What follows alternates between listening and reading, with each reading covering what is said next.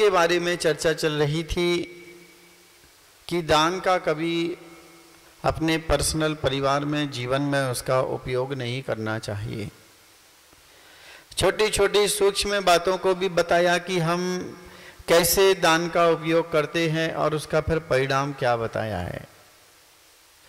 नरक गति, तरंज गति और मनुष्य गति में भी उसका जन्म होता है तो वह अनेक प्रकार के रोगों का, विकलांगता, लूला, लंगड़ा, बहरा, अंधा इत्यादि अनेक प्रकार से उसके लिए परेशानियों को सहने पड़ता है। यह सब हमारे पूर्वकृत कर्म का ही उदय है। हमारे शरीर में कोई रोग बीमारी होती है, यह हमारे शरीर का, हमारे कर्म का, हमारे जीवन का कई कर्म ऐसे होते हैं जो पूर्वकृत आते हैं, क्योंकि कर्मों का स्थिति बंद सागरों पर्यंत चलता है। सबसे अधिक कर्मों का स्थिति बंद 70 कोड़ा कोड़ी सागर का है। उत्कृष्ट की अपेक्षा और सबसे कम उत्कृष्ट में यदि लगाते हैं तो हमारे लिए वह 20 कोड़ा कोड़ी सागर का मिलता है। 20 कोड़ा कोड़ी सागर तक हमारे लिए कर्मों का बंद हो जाता है। 30 कोड़ा कोड़ी सागर तक कर्मों का बंद है। 40 से 70 कोड़ा कोड़ी सागर तक कर्मों का बंद है। और वह कर्मों का इतना लंबा चौड़ा बंद हो जाता है कि इसमें हमारे लिए कौन से भाव में हमने कर्मों का बंद किया था और कौन से पर्याय में वह उदय में आ जाए। वह कर्म हमारे सत्ता में बैठा हुआ है और जब तक जीव के पास में कसाय हैं और कसाय है तो वहां पर उसके लिए कर्मों का अनुभाग है, कर्मों का फलदान शक्ति वहां पर मौजूद है। जो कर्म सत्ता में बैठे हैं कसायों से सैर, उनका निश्चित ही वह कर्म उदय में आना है। अब जो कर्म बंधे हैं उन कर्मों की नाश करने की भी प्रक्रिया है, तो उसके लिए कहा है तपसा निर्जराचे, तप करो, चारित्र का पालन करो, संयम का पालन करो, धर्म ध्यान करो, जिससे कर्मों की निजरा होगी। जो कर्म बंधे हैं वह कर्म तो हमारे लिए भोगना है, बस इतना हो सकता है कि वह कर्म उदीर्णा में आकर के उन कर्मों का हम संक्रमण कर सकते हैं। जो तीव्र रूप से उदय में आने वाले थे वह साधना से, तपस्या से, चारित्र्य से, अच्छे कामों से वह कर्म कम रूप में आए। जो पहाड़ी के बराबर हमारे लिए फल मिलना था वह एक राई के दाने के बराबर फल मिल गया। इतना अंतर वह साधना से आ जाता है। तपस्या से, व्रतों की महिमा से, चारित्र्य की महिमा से, जैसे अभी हमने सुना था कि एक व्यक्ति वह है कि वह दर दर की ठोकरें खा रहा था पर उसके ऊपर गुरु की दृष्टि हो गई तो वह व्यक्ति जगत पूज्य बन गया और सारे समाज में पूज्य बन गया। गुरु के निकट में गया, वैराग्य आया, संयम के भाव बने और संयम को धारण करके अब वह रोटियों के पीछे नहीं भाग रहा है, अब रोटी उसके पीछे भागती है। संयम के प्रभाव से जो आदमी के लिए भरपेट भोजन नहीं मिलता था, ऐसा भी व्यक्ति यदि संयम को वैराग्य पूर्वक धारण करता है, खाने की दृष्टि से नहीं दीक्षा ली जाती है। कई लोग तो फिर ऐसा कहते हैं कि सब दीक्षा ले लेंगे तो चौका कौन लगाएगा, आहार कौन कराएगा, सब दीक्षा ले लेंगे तो चौके की चिंता कौन करेगा। चौके की चिंता साधु नहीं करेगा, आहार की चिंता साधु नहीं करेगा, व्यवस्थाओं की चिंता साधु नहीं करेगा। वही तो उसके पुण्य के योग से अपने आप ही व्यवस्थाएं सुगम होती चली जाएंगी। व्यवस्थाएं उस साधु के लिए अपने आप मिलती चली जाएंगी। वह विचार करता है दीक्षा लेने के बाद में तो एकमात्र अपनी आत्मा का कि अब मेरे लिए रत्नात्रय मिल गया है, तो इस रत्नात्रय से हम अपनी आत्मा की कितनी साधना कर सकें। अधिक से अधिक हमारी साधना हो, व्रतों का हमारा निर्दोष पालन हो और जीवन के अंत समय में हमारा समाधि मरण हो। दीक्षा के मात में तो मात्र यही विचार होता है, यही वह साधक साधु यही सोचता है कि हमारे जीवन में हम ज़्यादा से ज़्यादा साधना कर सकें, व्रतों का पालन कर सकें। आराम करने के लिए दीक्षा नहीं ली जाती है। हमारे लिए नींद आ भी रही है, आलस आ भी रहा है, तब भी सामाय करना है, तब भी प्रतिक्रमण करना है। यहाँ पर कोई बहाना और कोई एडजस्टमेंट नहीं है। इतना हो सकता है कि 2-5 मिनट आगे पीछे करें, परंतु उसको करना ही है। यह उसके जीवन पर्यंत का नियम है। वह अपने कर्तव्यों में इतना बिजी रहे, इतना वह तल्लीन रहे, इतने वह पूर्ण रूप से अपने व्रतों में लगा रहे कि जिससे उसके लिए बाकी का कोई बातें उसको याद में नहीं आए, ना कोई व्यवस्था दिखे, ना कोई आलस उसके लिए आए। इतनी वह अपनी साधना में उतर जाता है। तो व्यवस्थाओं के लिए दीक्षा नहीं होती है, परंतु जीव की परिणति देखो कि एक जीव का कर्म ऐसा उदय में था कि उसके लिए कुछ व्यवस्थाएं नहीं मिलती थी, पर चारित्र का पालन कर रहा है तो सब व्यवस्थाएं जुट जाती हैं। आचार्य भगवान कहते थे, आप विचार मत करो कि मेरा शरीर नहीं चलता है, आप विचार मत करो कि हमारे शरीर में ये रोग है, आप विचार मत करो कि हमारे शरीर में बहुत वेदना है, आप ये भी विचार मत करो कि मेरे परिवार का क्या होगा। 80 साल का आदमी विचार करता है कि मेरे 60 साल के बेटे का क्या होगा। 2 बात 10 साल के बेटे का विचार किया जा सकता है, पर जो बेटा अब खुद कमाता है, खुद का परिवार है, तो उसकी चिंता करने की जरूरत नहीं है। अब तो यह समय हमारे लिए अपने आप की चिंता करने की आवश्यकता है। हमने बहुत समय अब दूसरों को लिए गंवा दिया है, दिया जितना देना था हमारे लिए समय। ऐसे बूढ़े लोग विचार करते हैं और जवान लोग विचार करते हैं कि जब मेरे दादा को कुछ लाभ नहीं हुआ इस संसार में, तो हमको कौन सा लाभ मिलने वाला है। संसार की स्थिति को हम देखते हैं कि संसार में इस जीव के लिए कर्म बंध के अलावा कुछ नहीं है। कर्म बंध और पाप बंध के अलावा गृहस्थ कुछ नहीं करता है। चिंतन भी वही है, चेतना भी वही है, क्रिया भी वही है, वचन भी वही है। यह सब कुछ उसका जितना भी विचार और जितना भी काम चल रहा है, सब वह कर्म बंध के लिए होता है। कितने कर्मों का बंध हो जाता है जीव के लिए कि मनुष्य पर्याय मिली थी कि इससे हम पुण्य अर्जन करेंगे, अपनी आत्मा का विकास करेंगे, अपनी आत्मा के गुणों को प्रकट करेंगे, इससे हम रत्नत्रय चारित्र का पालन करेंगे। ना नर काया को सुरपति तरसे सो दुर्लभ प्राणी। मनुष्य पर्याय के लिए एक इंद्र भी तरसते हैं। क्यों? इंद्रों के पास तो भोग बहुत होते हैं, सांसारिक साधनों की उनके पास में कोई कमी नहीं है। वह तो देव हैं और देव जो भी इच्छा करेंगे वह तुरंत उनके लिए मिल जाएगा। उनके लिए महल कैसा चाहिए, खुद का विमान तो इतना उनका विशाल है, और उस विमान में क्या नहीं है। विमान मतलब एक घर नहीं, विमान मतलब एक शहर के जैसा है।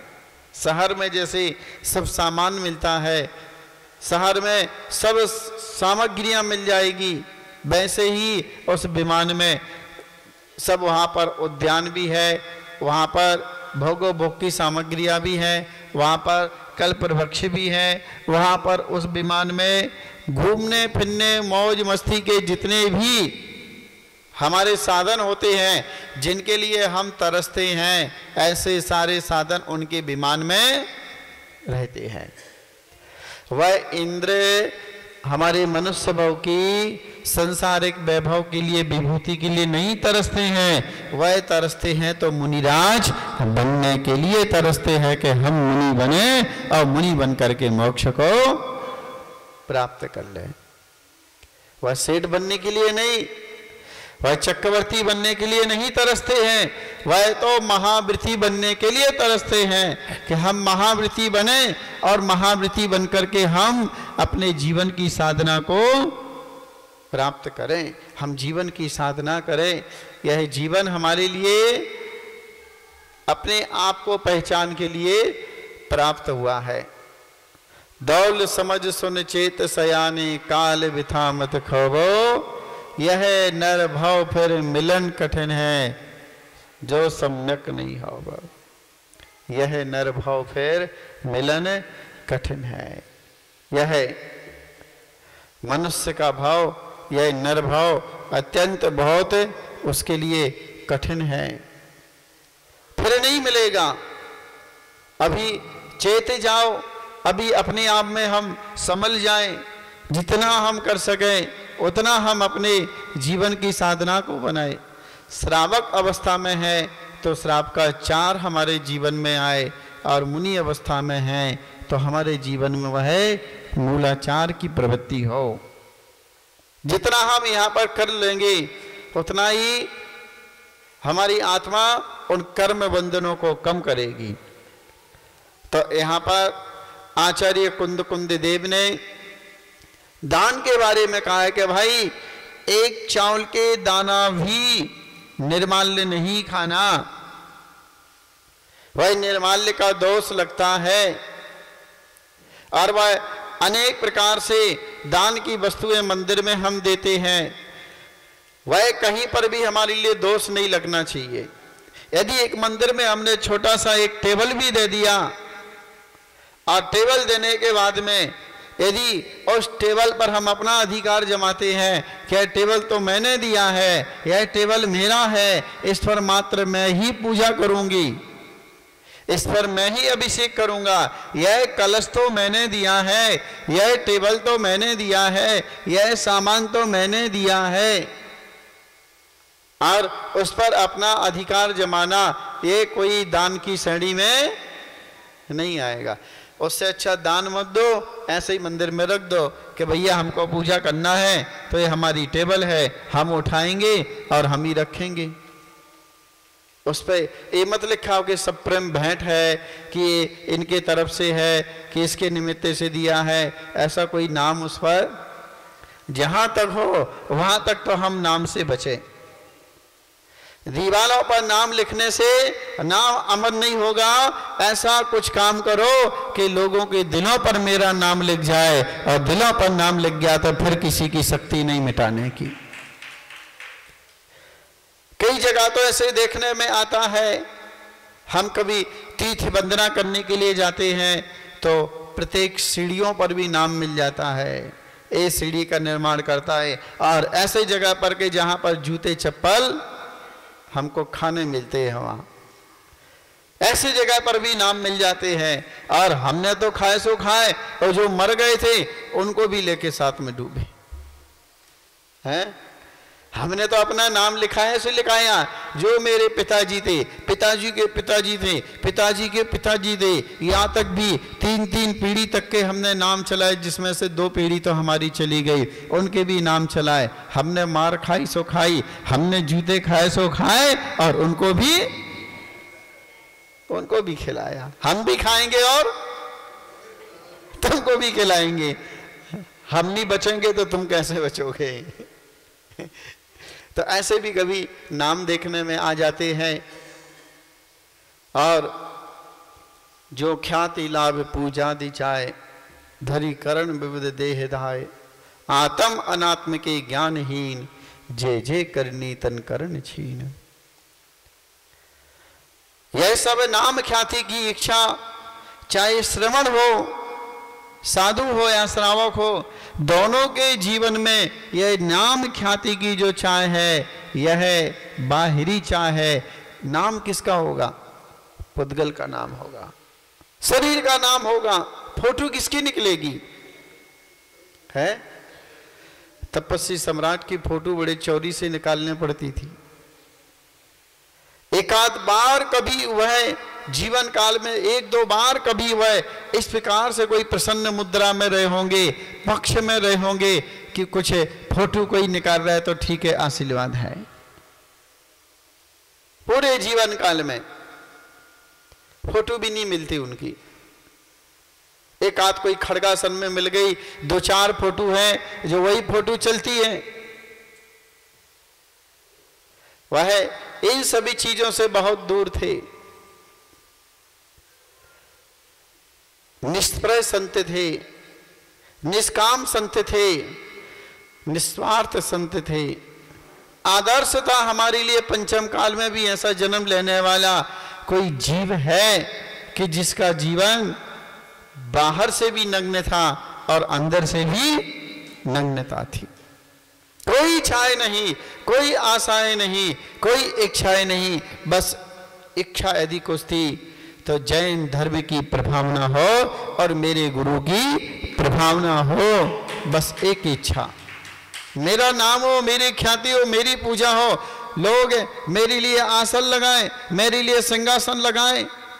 अरे जमीन पर बैठ करके भी कभी कभी प्रवचन हो जाते थे। ना कोई मंच, ना कोई माइक, ना कोई डेकोरेशन, ना किसी प्रकार से कोई व्यवस्था, ना कोई पांडाल, ना कोई सभागृह। ऐसे खुले आकाश के गगन में, अंबर के बीच में प्रवचन हो जाता था। कितना धीर, वीर और भावना रखने वाला संत होगा। इतने बड़े संत का चतुर्मास नरवाली में होना, खमेरा में होना है, बड़ा आश्चर्य है, बड़ा आश्चर्य है। क्योंकि जिसके मन में चाहे नहीं होती है वह तो जंगल में भी अपने आप में आनंदित और मंगल में रह सकता है। जंगल में भी वह आराम से रह सकता है जिसके अंदर कोई चाय नहीं है। और जिसके अंदर चाय है उसके लिए फिर बड़ा स्थान चाहिए, उसके लिए फिर बड़ी जगह चाहिए, उसके लिए फिर बड़ा मौप चाहिए। उनके लिए तो भक्ति की आवश्यकता पड़ती थी कि जहाँ पर लोग वृत्ति बने। भावना थी कि ज़्यादा से ज़्यादा वृत्ति बने। इसलिए नरवाली में जब भी कोई दर्शन करने जाता था या किसी भी नगर के कोई गांव के जाते थे तो वह यही कहते थे, भैया 2 प्रतिमा लो, 5 प्रतिमा लो। जिसकी 2 है आप 5 करो।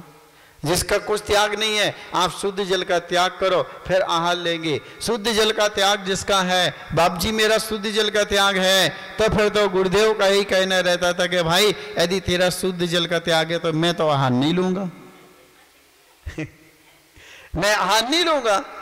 कब से है? अरे सालों साल हो गए हमारे लिए शुद्ध जल का त्याग करते हुए।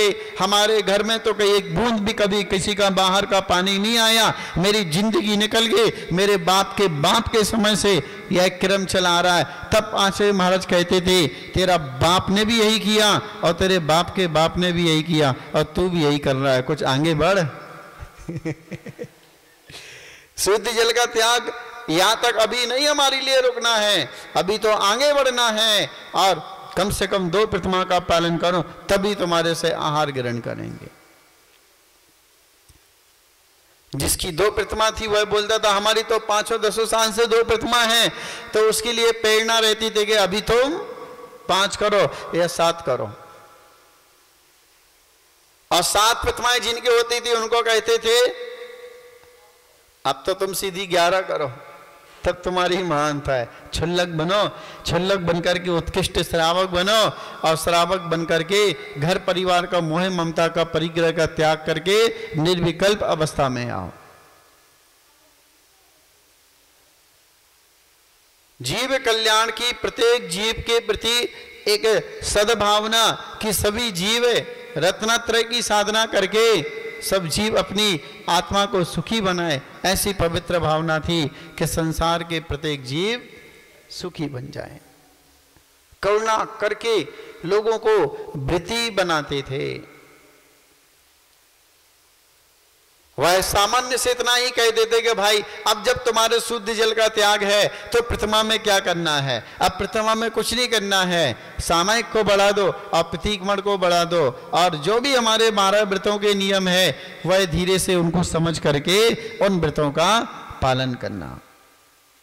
जब बाहर का हमारा त्याग है तो प्रतिमा लेने में कोई ज्यादा परेशानी नहीं है। ऐसी करुणा और भावना हुआ करती थी। और धीरे धीरे वह उन व्रतों की महिमा भी बताते थे कि 13 व्रत हैं प्रथमाधारी के, 5 अणुव्रत, 4 शिक्षाव्रत, 3 गुणव्रत, 1 सल्लेखना व्रत। यह 13 व्रतों का पालन उस जीव के लिए, प्रथमाधारी के लिए आवश्यकता होती है, पालन करना पड़ता है उसके लिए। ऐसे ऐसे लोगों के लिए यह जीव कल्याण के प्रति चाहे, धर्म की वृद्धि हो यह चाहे। अभिषेक करते कि नहीं करते, एक ही प्रश्न होता था। आज जितने संख्या में मंदिरों में लोग अभिषेक करने लगे हैं, इतनी संख्या में पहले नहीं करते थे। आप अपने नरवाली से अंदाजा लगा लें कि 15-20 साल पहले कितने लोग अभिषेक करने के लिए आते थे, और आज की तारीख में कितने लोग भगवान का अभिषेक करने के लिए आते हैं। अभिषेक से तो हमारे धर्म की शुरुआत होती है। यह अभिषेक की जो परंपरा है, यह अभिषेक की परंपरा श्रावक जीवन में सबसे अधिक पुण्य कर्म करने की निजरा है। अभिषेक में जो भाव हमारे पवित्र होते हैं, द्रव्य तो हम चढ़ाते हैं, और द्रव्य के साथ में हम भगवान के प्रति जितना आदर रखते हैं, आस्था रखते हैं, भक्ति के साथ में वह द्रव्य हम जब भगवान के मस्तक से वह धारा छोड़ते हैं, तब हमारा मन बहुत प्रसन्न हो जाता है।